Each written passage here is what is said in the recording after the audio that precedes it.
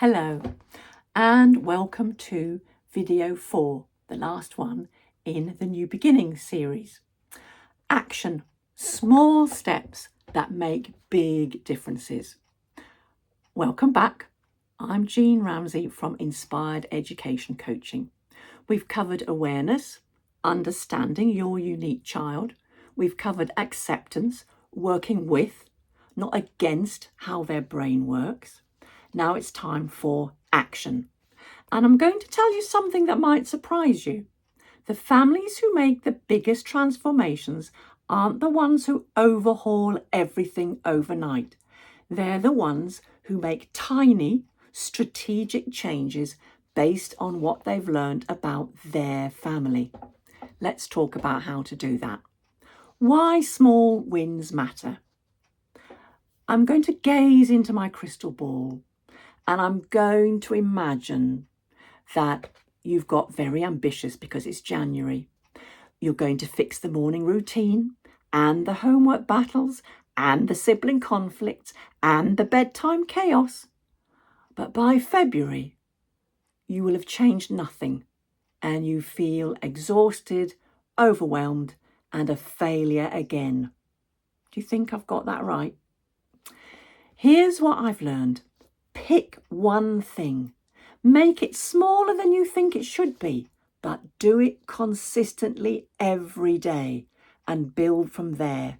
The energy from this tiny success will build momentum to tackle the next micro step and the next micro step. And before you know it, you will be experiencing success, partnership with your neurodivergent child instead of constantly feeling like a failure. Let me tell you about Rachel.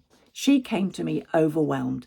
Her 7-year-old autistic daughter had meltdowns about getting dressed, going to school, doing homework, bedtime. Basically, every transition was a battleground. I asked Rachel, if you could only improve one thing, what would make the biggest difference to your day? She said mornings.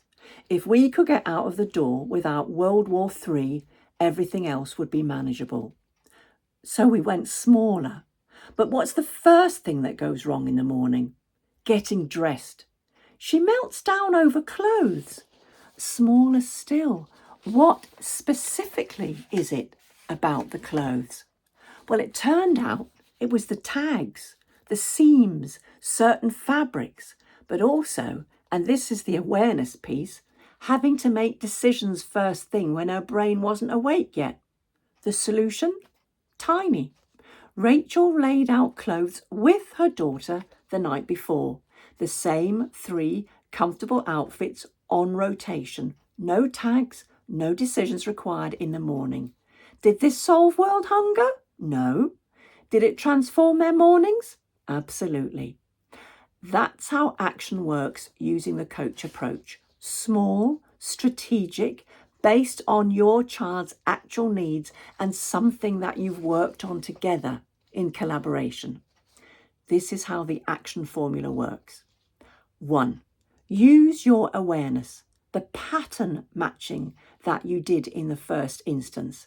What have you noticed about your child? Apply acceptance. What does their brain actually need? Not what should work. Take the smallest possible action. What's the one tiny thing that you could change together? Then test it and adjust. Did it work?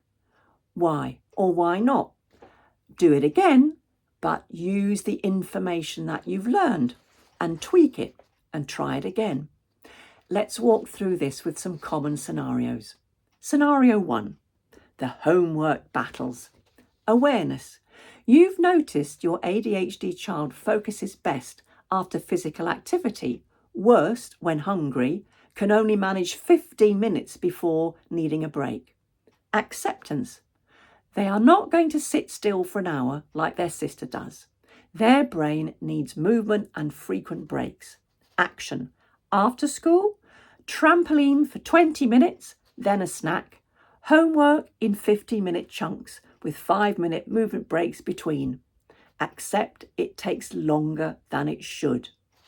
Scenario 2, mealtime meltdowns. Awareness.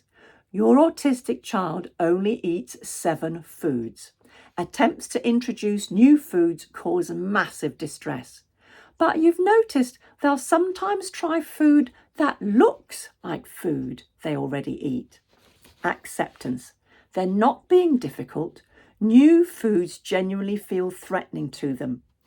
Pushing creates trauma around food. Try pulling towards food that look similar and just put the new food alongside their plate. Don't say anything, just place it there so it's available for them to experiment.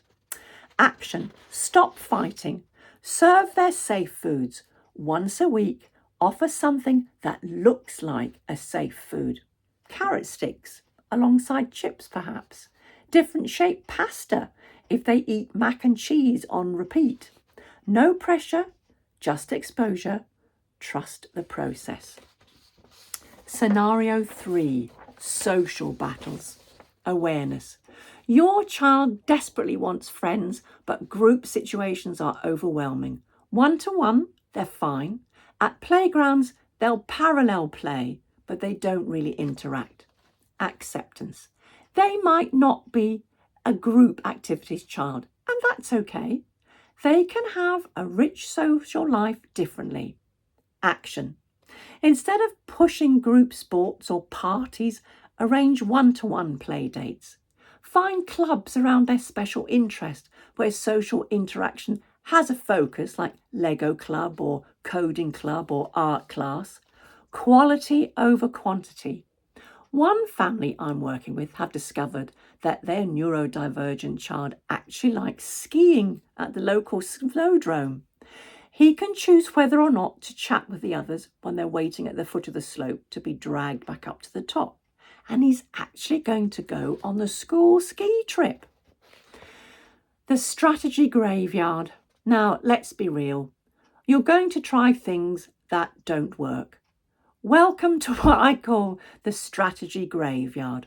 All those things that work for everyone else's child, but not for yours. Visual schedules, sticker charts, token systems, timers, reward jars. Here's the thing. Those aren't bad strategies. They're just not right for your unique child. The coach approach means you don't keep flogging dead strategies out of guilt or desperation. You try, you assess, you move on. One dad said to me, I spent 6 months on a sticker chart that just stressed my son out more. The week I ditched it, our relationship improved immediately. Trust your observations. If it's not working, it's not working. It's not failure. That's data. That's feedback. Building your family's playbook. Over time, you're going to build what I call your family playbook or your route map. Strategies that work for your child. Early warning signs that you've noticed. De-escalation techniques that work for you. Environmental adjustments that help your family. This isn't something you copy from a book. This is something you discover through awareness, acceptance, action, and the coach approach. You're essentially becoming a researcher with a sample size of 1, your gloriously unique child. When to ask for help. The coach approach doesn't mean doing everything alone.